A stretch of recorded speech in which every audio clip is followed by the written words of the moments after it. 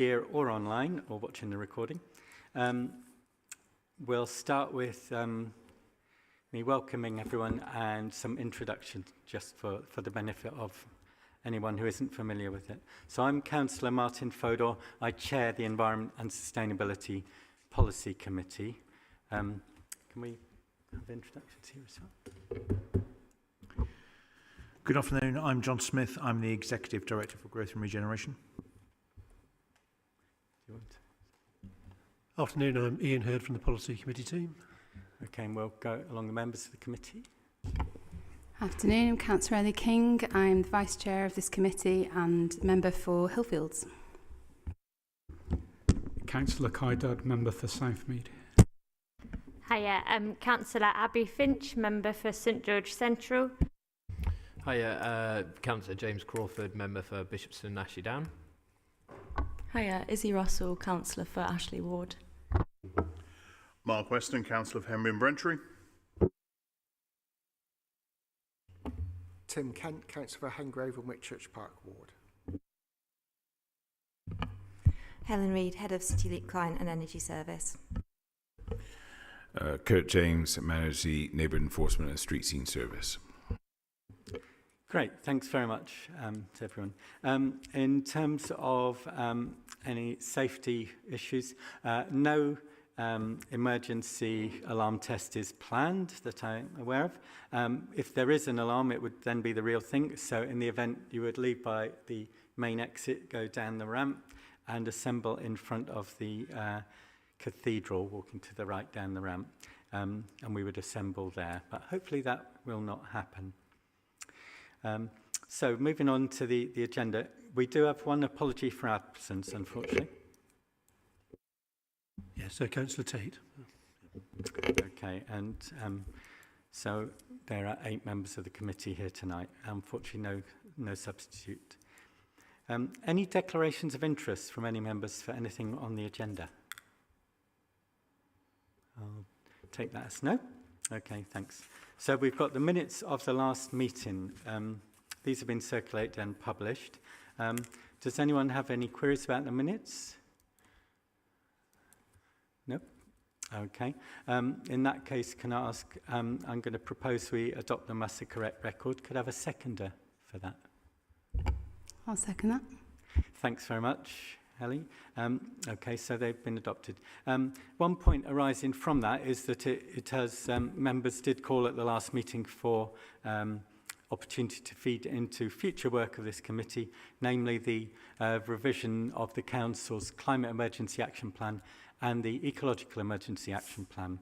We shall be doing that after this meeting, so at the end of this meeting we'll be adjourning to contribute to the development of those plans. In terms of other items on agenda item 5, I've got a couple of announcements to make. Some of you will be aware we previously opened the Climate Action Investment Fund for the city. We were extremely successful. From March this year, we raised £1.5 million from local savers and people depositing money, which will be invested in decarbonising projects in the council. That's the fastest and most successful issuing of what's called a community mutual investment, something like a green bond that there has been. That leaves a £500,000 opportunity that has now opened to raise that sum to £2 million. The advert for the community mutual investment was on buses and bus shelters and elsewhere earlier in the year. So there's now an opportunity for another £500,000 to be raised. I hope we'll all be able to publicise that. Anyone who has savings as little as £5 is able to deposit them. Obviously, they should consult an advisor if they're concerned about their investment. So that's open. We previously had the good news that the Nature Towns and Cities bid that had come through this committee has been successful. We raised almost £1 million in grant, over £900,000 in grant from Heritage Lottery, English Nature, and the support from the National Trust. And That work is now underway. Bristol got a name check at the national launch of that Nature Towns and Cities project, and we're looking forward to the work being carried out to implement that, work with communities to help protect nature and enhance and restore nature in the city. So that's good news that that's underway. As I've said, at the end of this meeting, we'll be doing more work on the Council's climate and ecological emergency action plans. So we're coming to public forum now.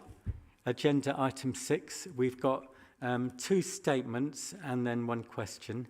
We have a microphone. James Jones, you've got the first statement. Would you like to give us a summary of that? We have all received it. It's been published. It's available online. But do let us know what key points you'd like us to be aware of. Thank you. Okay, I can summarise it briefly. So, in essence, if a task and finish group on food sustainability is being set up by the council, I'd like to stress that the focus not be on food waste, because the council's already done a lot of good work on that. If the focus was on defining an environmentally sustainable and healthy diet and the impacts such a diet could have on the Bristol food system and our climate strategy, that would be more beneficial.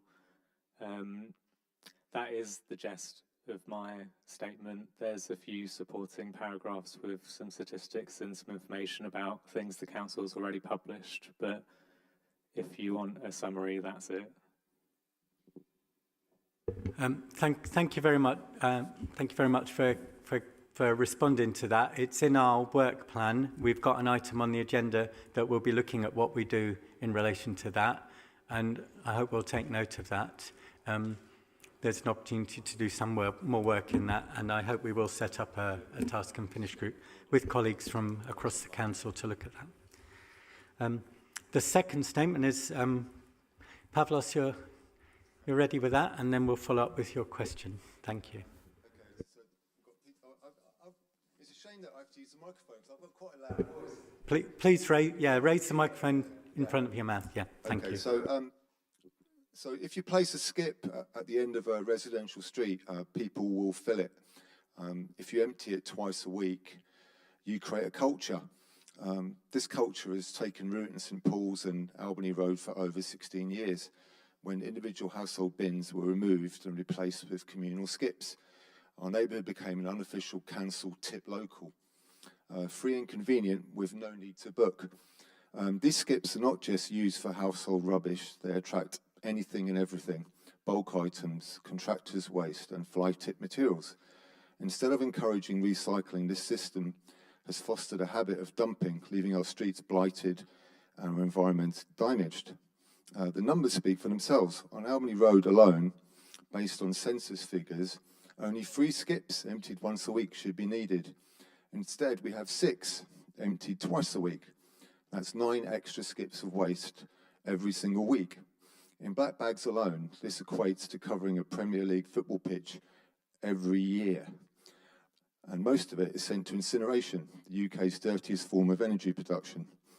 This directly contradicts Bristol's stated ambition of becoming carbon neutral. It also conveniently serves landlords and contractors who treat these skips as free dumping grounds, while residents are left with the consequences. For example, on Albany Road alone, I can legally put out 120 bags on a Monday and repeat it again on Friday. These bags can contain anything I like. In March 2026, the new national recycling legislation will come into force. It requires every council to collect the 6 core recyclables from individual households. Effectively, the bulk of our collection should be recyclables. Yet here in St Paul's, the current setup doesn't even meet the weaker 2003 standards, and no transition plan has been made public. The council's so-called solutions have only made matters worse. Skips fitted with smaller lids, quickly broken off, leaving open bins on our streets for the first time since the 1800s. An AI reporting system paid for with public money for us to monitor and enable, rather than fix, this failed experiment. This is not innovation, it's denial, and it shows Bristol Waste and our politicians have not grasped the seriousness of the problem.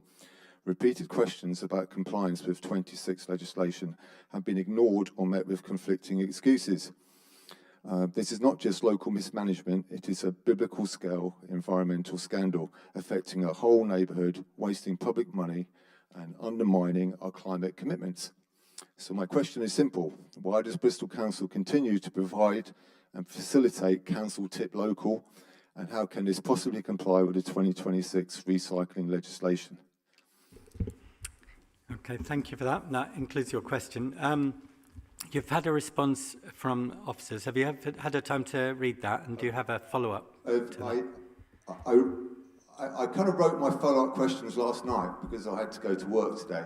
So I've got my follow-up questions that I wrote last night, but I've added to them while on the bus on the way here.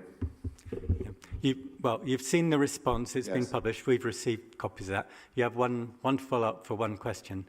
Right, so what's your follow-up? Right, so I've actually got two follow-up questions, but I'm going to do it as one question. So I'll read the whole thing out so you're not held. That's fine. So there isn't a gap in between the first one and the second one, if that makes sense. Is that okay? Yes. Yeah, very cunning. Right, cunning, I don't know, is it cunning? Okay, so I'll start again. I will put my two short questions together because they directly supplement one another.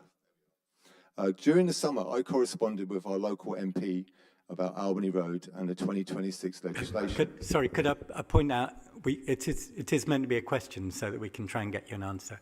This looks quite large, but it's only because I've got large fonts, because I've got very bad eyesight. Okay. It's actually shorter than my statement. During the summer, I corresponded with our local MP about Albany Road and the 2026 legislation. Bristol Waste told her that my street cannot have the default method of collection because of the number of HMOs and concerns about bins blocking the pavement, an excuse I first heard in 2023. Yet during the same time frame, my councillors gave me a completely different explanation.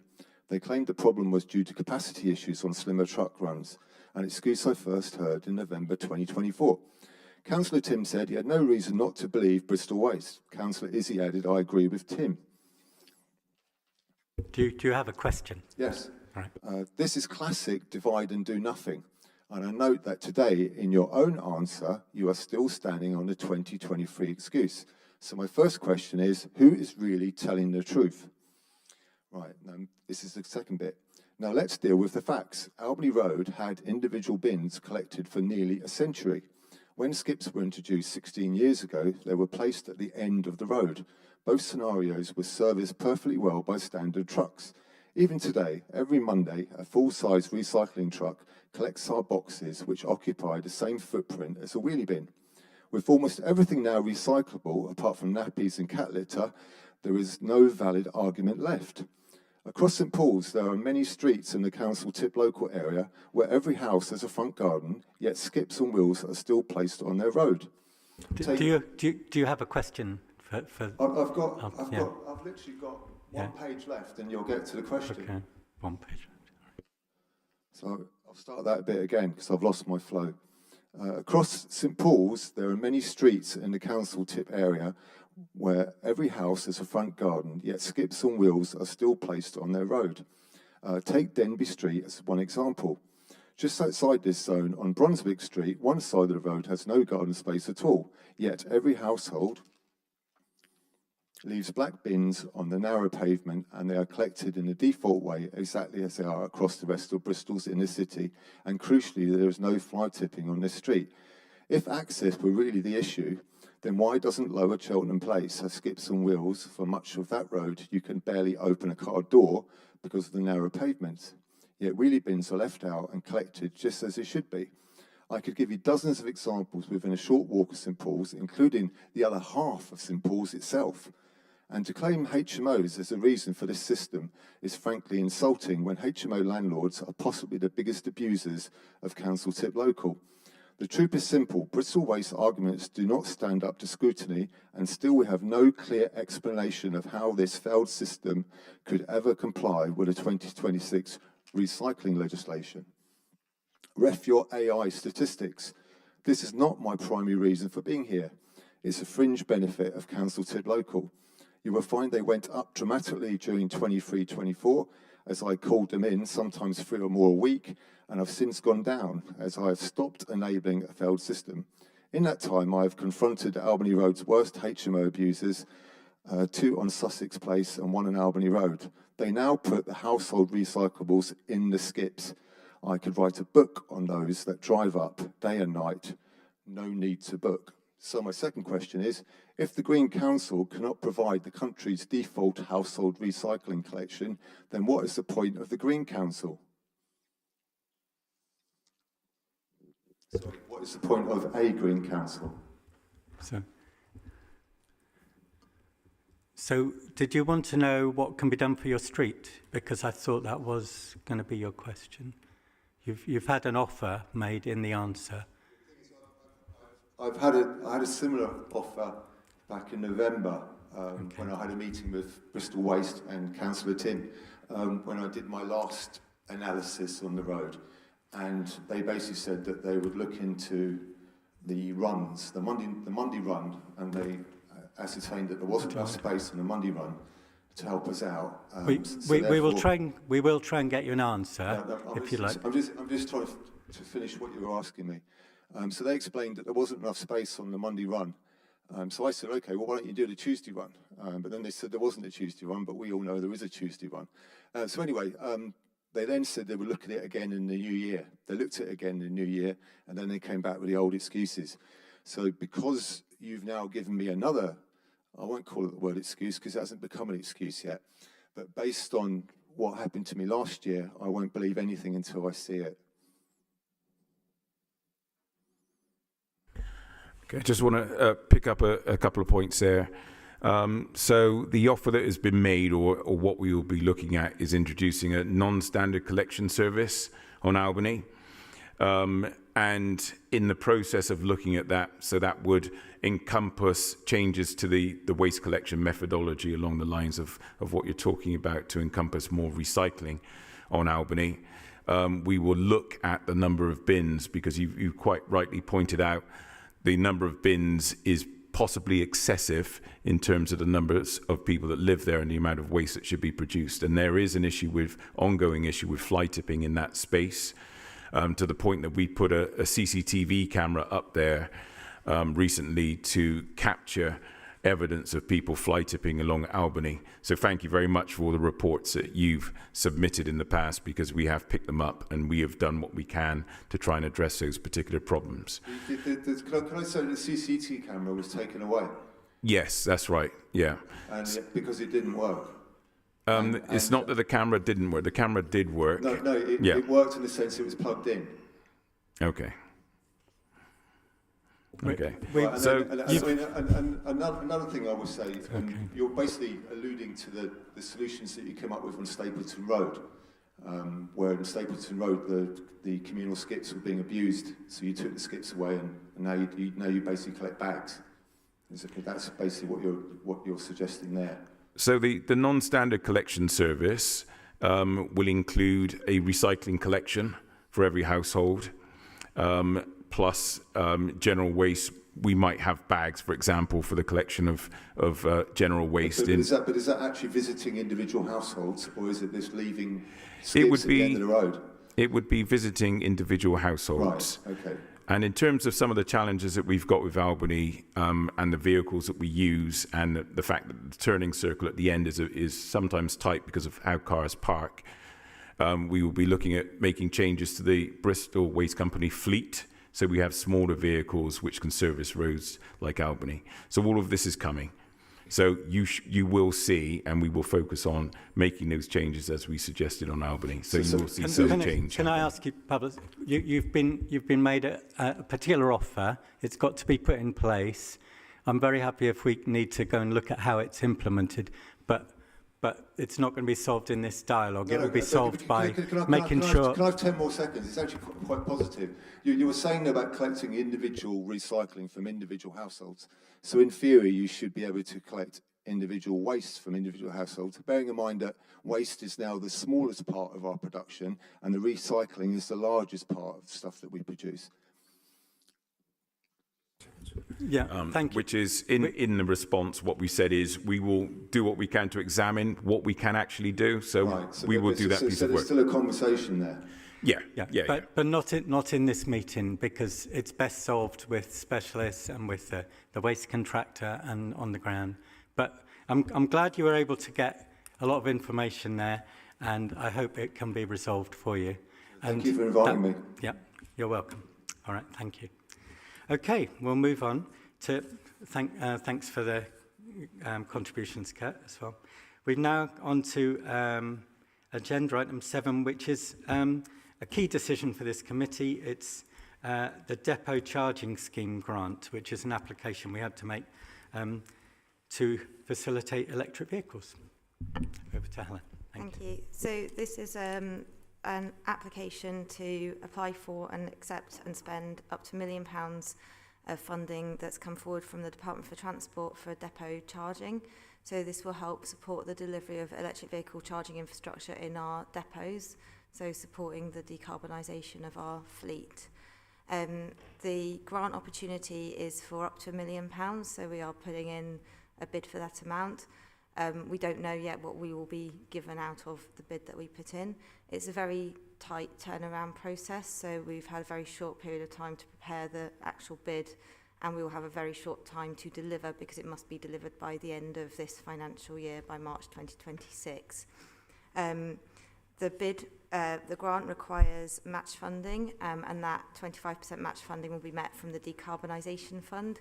We've previously had approval from this committee to allocate £1 million of the decarbonisation fund towards electric vehicle projects, so we would be using the bit of that budget that's been ring-fenced to help support the match for this grant. And the reason for doing that is that the grant will make our money that we've got as capital go further for other EV projects if we've not got to fund the whole thing from our own capital. We've got a number of sites that are selected that we listed out in the paper. Obviously, those are subject to us doing full development work on the sites to make sure that they are suitable for spending the grant. But these are the ones that are currently in scope for having the new charge points installed to support our new fleet, electric fleet purchases. Great, thank you very much. Well, to me, it's a really positive bit of news. We need the depots and we need the vehicles. And between the funding we got and the grant we hope to get, hopefully we will progress that. Just to be clear, there is a wider council electric vehicle strategy coming, but it would be unwise to miss the opportunity to bid for this funding, which is, as you say, at very short notice, is an opportunity to progress the fleet conversion. So charging in depots is essential for those three services. Does anyone have any questions about the bid, the proposals in the report? Go ahead, yeah. Hi, thanks, Helen.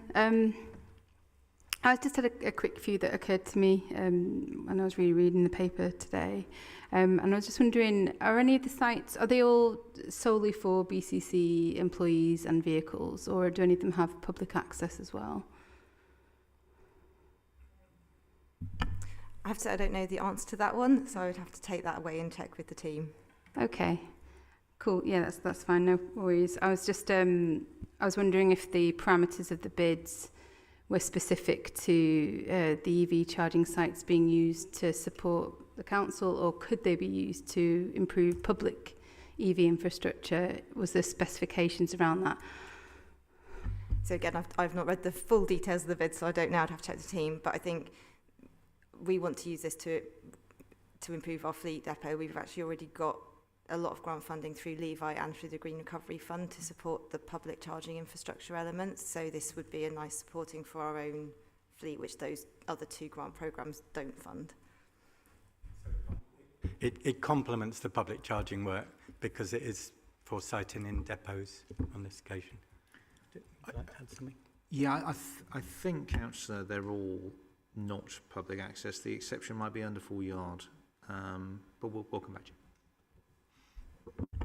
Great. Okay. Thank you. Yeah, I suppose it's you get more bang for your buck if there is public access, I suppose. So if there's any potential for that to be looked at and optimised so that both public and the council can use it, then I know that'll be much appreciated. But those complementary funds, I think, make it a very good proposal. And so thanks very much for that.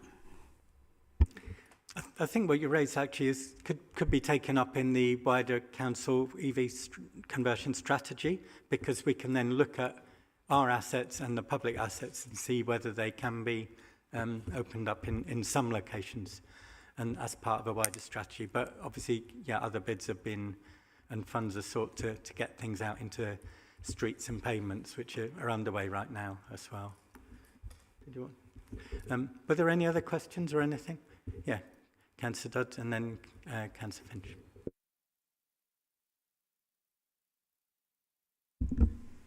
Thank you, Helen. I've got not got a problem at all with the paper. I just noticed that there's only one rapid charger at the Sea Mills depot, so all the others will be really good for overnight charging. But there's kind of an emerging issue at the moment where a number of our staff take their vehicles home overnight, and some of them obviously travel from quite far away in South Wales and other places, especially related to the HRA. So places for them to top up during working hours is probably something that's needed, and I think there's some other issues surrounding that sort of practice at the moment. I'm sure it will all be tightened up with that proper EV policy. But I just wondered if why there was only one sort of ultra rapid charging point and the rest were kind of what you would call like slower overnight charges.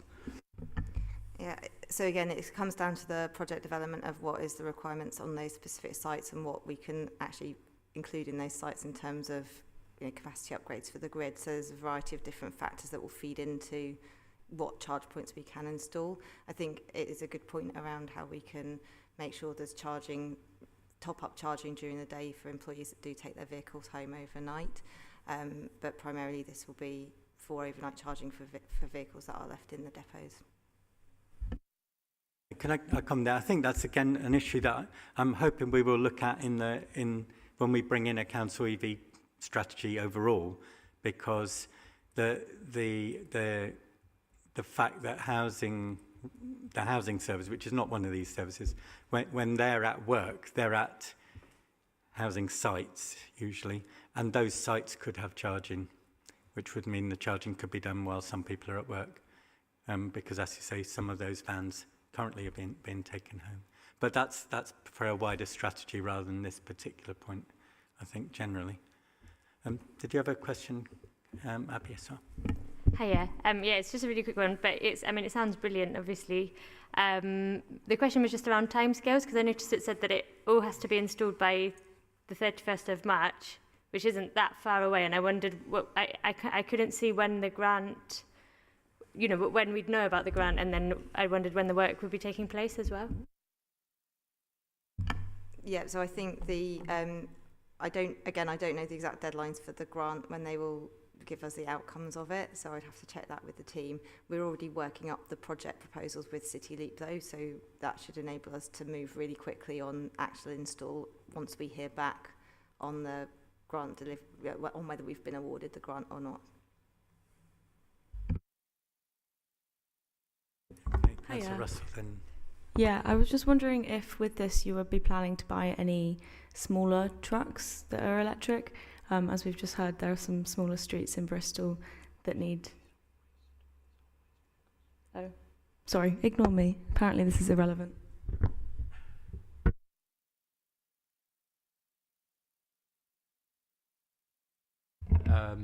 All right, thanks, Helen. This looks great. It's more of a request of the chair, actually. Obviously, it's a delegated authority that we'll vote on today. Could we just get a note for the next committee on the outcome of the grant application, whether we get it, what the match funding will be? Certainly, if we've got news either way, but hopefully good news, we'll make sure that committee are updated. Yeah, great, thank you. Yeah, certainly. Okay. If there are no more no more questions, to me it's really positive. If we get this opportunity, it will help progress things even while we're developing the wider strategy, which we need. There are a couple of points that we can kind of feed into that strategy. So if no one has any more questions, I'd like to make the recommendation, which I just have to say, it is a key decision. The report is to seek approval to apply for, accept and spend up to 1 million in funding from the Transport's Depot Charging Scheme to support the delivery of electric vehicle infrastructure for the Council's fleet operations. As it's over $500,000, it's a key decision. I'm going to recommend we go forward. I'm looking for a seconder. There's also part 2. Yes, yeah. So my recommendation, firstly, we approve the report. Secondly, we approve the submission of the funding application to the Department of Transport's Depot Charging Scheme for up to 1 million. And thirdly, to authorise the Executive Director for Growth and Regeneration, who's here, in consultation with the Chair and the Section 151 officer, to accept and spend the grant funding if awarded, and to enter into and finalise all the necessary contractual arrangements required for the drawdown and use of the grant. So I'm moving the report and the recommendations, and I'm hoping there'll be a seconder for that. Seconded. Thank you very much. Councillor King has seconded. Can I ask members to indicate with their hand if they support that recommendation? We're all unanimous for that. I see no dissent. So that's excellent. So all 8 of us here have voted for it. That's good news. So we hope that will go forward, and obviously we do hope there'll be good luck because it's an important bit of infrastructure for us. Thanks for that. So we're now on to agenda item 8, which is just to formally note the work programme coming forward in the committee based on workshops, officer recommendations and members of the committee and other members of the council making suggestions. It's a report for noting. Would you like to just briefly outline what the report does or what it says? Nothing substantially to add to your introduction, Chair. Obviously, the work programme is an evolving document, so it's here essentially for information, but members may wish to comment as well. Okay, so what we would propose to do is note the work programme, and if there are any comments, obviously we can feed that in, and it will be fed into the future work of the committee, directly or indirectly. Does anyone have any questions about the report that we've received based on the input from members and officers? I don't see any questions. Obviously, there was reference to it in public forum earlier, which we can take note of. If no more, we could agree to note the report. Does everyone agree with that? I see nodding heads, no dissent. Okay, so we have noted that report. That was the last formal item of business. As I said earlier, we are in fact adjourning to look at the development of the more detailed Climate Emergency Action Plan and the Ecological Emergency Action Plan, which was a request by the previous committee when we saw that coming forward in our work programme. And so we're going to adjourn to do that, and I'm going to close the formal part of the meeting tonight. Thank you all for taking part. Thanks.